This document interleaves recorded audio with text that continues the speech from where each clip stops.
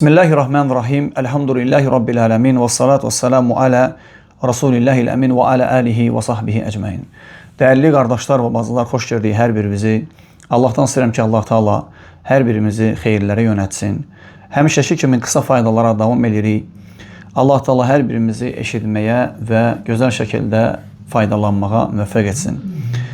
Allah Teala Quran-ı Kərimdə yer üzərindən danışıb. Yer üzərində fəsad törətməməkdən və həmçinin orada salih əməllər etməkdən danışıb. Allah Teala bildirir ki, bir ayədə وَلَا تُفْسِدُ فِي الْأَرْضِ بَعْدَ إِصْلَاحِهَا.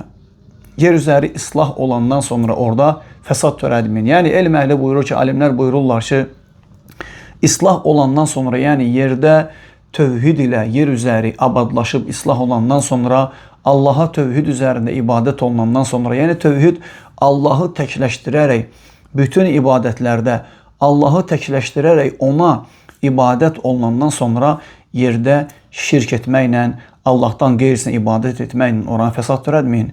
Qəbirlərə, daşlara, ağaclara ibadət etməklə orada fəsad törətməyin.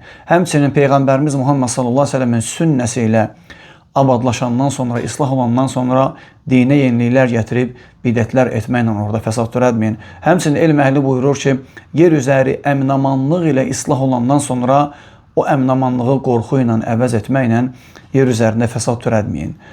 Allah Teala Zəlzələ surəsində 4-cü ayədə isə buyurur ki, يَوْمَ إِذٍ تُحَدِّثُ أَخْبَارَهَا. O gün yer öz xəbərlərini söyləyəcək. Nələr baş verib onun üzərində, yəni yerin üzərində nələr baş veribsə, qiyamət günü yer onu Allah Teala xəbər verəcək. Şeyx Səd rahimehullah təfsirçi, bilirsiniz, məşhur təfsirçidir. Zəlzələ surəsi 4-cü ayənin təfsirində buyurur ki, "Əy təşhədu aləl amilinə bimə amilu alə zahriha min xeyrin və şərrin." Yəni yer üzərində kimlər ki əməllər edib, istər xeyir, istər şər əməllər olsun, onların hamısını Allah Teala'ya söyləyəcək. Sonra buyurur ki, "Fəinnəl ard min cümləti şuhud əlləzîne yeşhədûne aləl ibâdi bi əməlihim." Yer qiyamət günü şahidlər olacaq. O şahidlərdən də bir yer olacaq. Hansı ki qulların əməllərinə, baş vermiş əməllərinə, etdikləri, törətdikləri əməllərə şahidlər olacaq qiyamət günü. Onlardan da biri yer üzəri olacaq. Allah Teala'nın torpağı, Allah Teala'nın yeri. İbn-i Qayyim rahimehullah El-Vabil Saib kitabında qısa bir fayda qeyd eləyir. O faydada buyurur ki, "İnne fi devami zikri fi tariq vel beyt vel hadar vel sefer vel buqa' teksiran li şuhudil abdi yevmel qiyamah."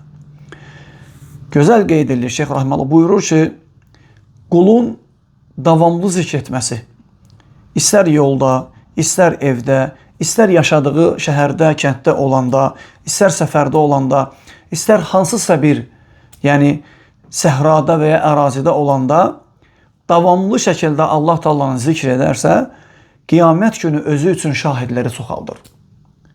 Onların hər biri, o yerlərin hər biri qiyamət günü onun üçün şahidlik eləyəcək. Təşhədu lizzəkir yevməl qiyamə. Kim ki o yerlərdə, evində, miniyində, məsciddə, öz kəndində, şəhərində, səfərdə olanda, harda olursa olsun, dili daim Allah Teala'nı zikr eləyibsə, o yerlərin hamısı qiyamət günü həmin qul üçün xeyirlə şahid eləyəcək. Lakin necə biz əvvəldə qeyd elədik, yer üzəri bəzi insanlar üçün şər əməllərinə şahidlik eləyəcək. Allah Teala buyurur ki, "Əl-yevmə nəxtimu alə əfvahihim." Onların ağızlarını qiyamət günü bağlayacaq. Və tükəllimunə əydihim. Əlləri bizimlə danışacaq. Və təşhədu aleyhim arculuhum bimə kənu yəksibun. Ayaqları etdiyi əməllərə şahidlik eləyəcək. Təsəvvür edin, ağız bağlanacaq, əllər, ayaqlar şahidlik eləyəcək. Və o şahidlərdən də biri yer olacaq. Yer də şahidlik eləyəcək. Lakin xoş o insanın halına ki, yer onun üçün zikr edən bir qul kimi onu təqdim eləyəcək Allah Teala'ya. Vay o insanların halına ki, torpaq, yer onu üzərində şər, fəsad törədənlər kimi şahidlik eləyəcək. Allah Teala hər birimizi harada olursaq olaq, daim onu zikr edən, ona şükr edən, ona gözəl şəkildə ibadət edən qullarından etsin. Peyğəmbər sallallahu əleyhi və səlləm hədisdə buyurur ki, "İttəqilləhə haysu ma kunt." Harada olursansa ol, Allahdan qorx. Allah Teala bizi də sizi də gizlində, aşkarda, harda olursaq olaq, Allahdan layiqincə qorxan qullarından etsin. Vəlhamdülillahi Rabbil ələmin.